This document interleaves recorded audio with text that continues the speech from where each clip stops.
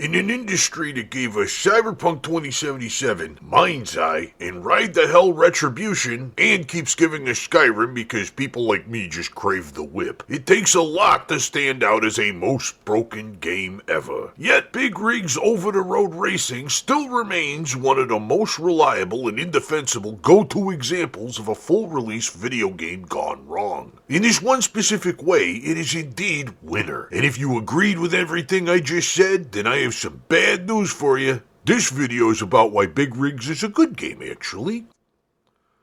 Don't look at me like that, I'm serious.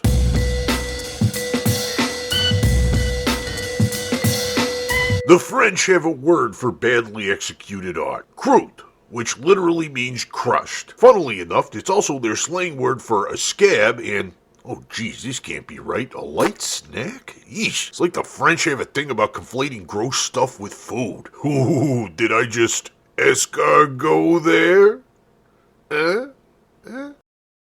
Hey Google, how do you unsubscribe from your own YouTube channel? Croûte rhymes with brute, which is what the French call outsider art, or stuff made by amateurs who aren't classically trained. It means I can make a little bilingual funny about the rhyming name of Big Rigs and call it Brute Croûte. Although the different number of letters does make a parody logo harder to pull off, to say nothing of including the circumflex over the second U, that's gonna... yeah.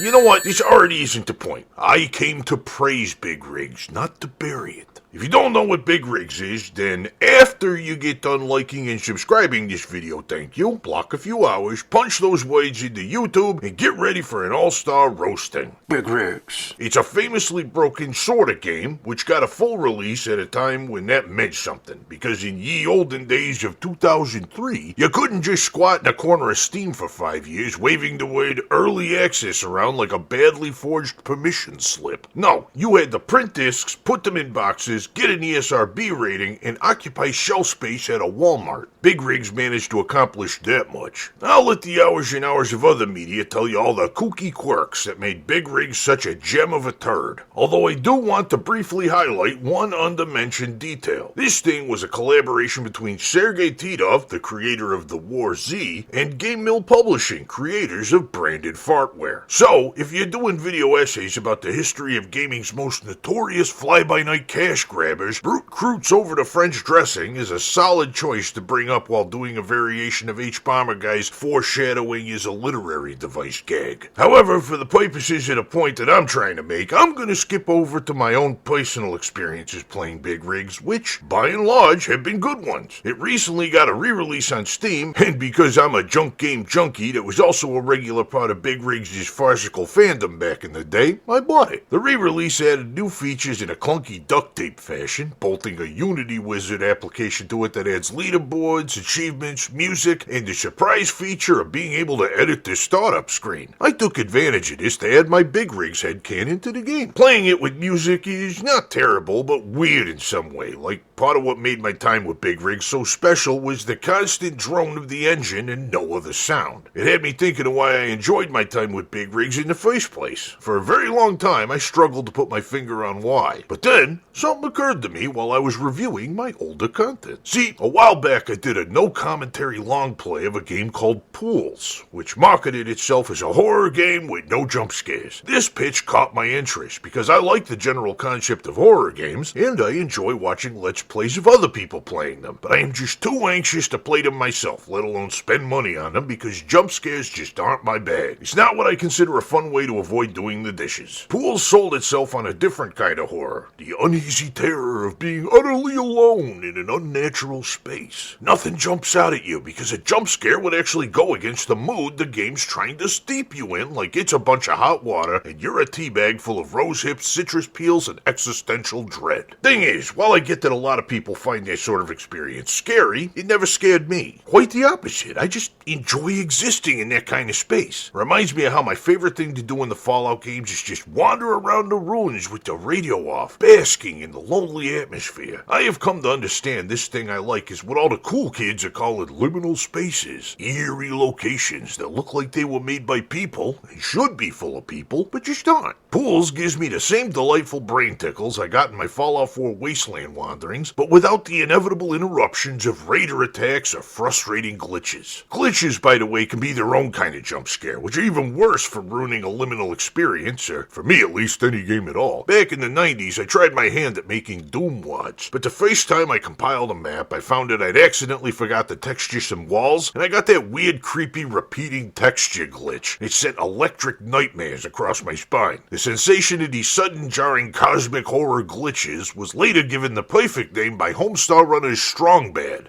the Ghiblies. And that's where my big rigs hype really started to click for me. See, a lot of 3D game glitches give me the bad Ghiblies. For example, whenever character models turn into thrashing spaghetti, or a face texture fails to load and it's just a wig floating over some eyes and teeth, I see those and my spine just goes... But wait, isn't big rigs like mostly glitches? More glitch than game even? Yeah, it very much is, and for some strange reason, that don't set off my Ghiblies. Not even the herky-jerky performance out in the void.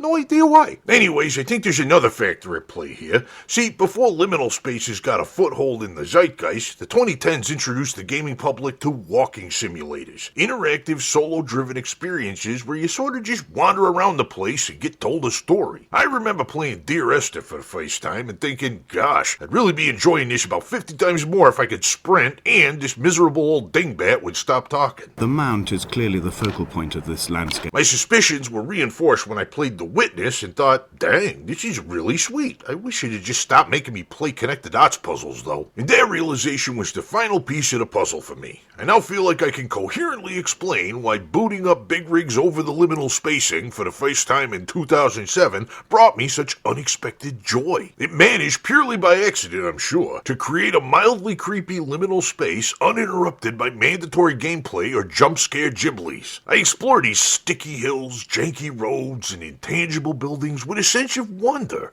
a freedom of motion, and a reasonable assurance of consistency. My imagination drifts as I piece together what happened to create a need for this strange little place, and I get to do that for myself without some woe-is-me English major piping into my head every time I trip a dialogue flag. Why is there a downed helicopter here? What happened to the river this bridge is supposed to be protecting me from? Why are there no roads going in or out of this place? How cool is it that I can have this little guided meditation in a no-pressure environment where nobody expects anything and I can stay here, stay as long as I like? This nirvana can be mine for an eternity. There are no roads because nobody ever needs to leave, but if I tire of this place, I can always finish walking the path, receiving a reward, and return to the world that drove me here in the first place, one which will certainly drive me right back. And when it does, this world will still be here for me, still is welcome and mysterious and incapable of judgment or impatience. I was winner, and I can be winner again whenever I'm ready, but until then, there is only now. The only way to lose is to win, and the only way to win is to play. I am now, I have always been, and always will be, winner. I shall go drive up a mountain and be free.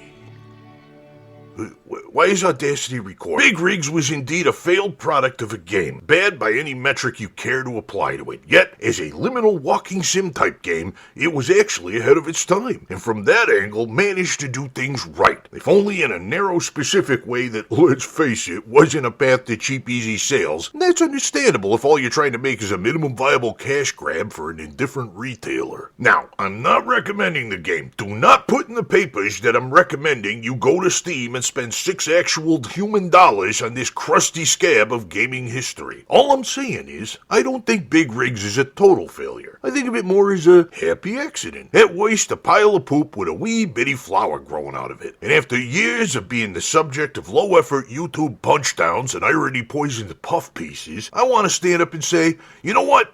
I actually like Big Rigs over the hill hanking. In all the ways it fails for others, it succeeds for me. I suppose in that way, I really am winner.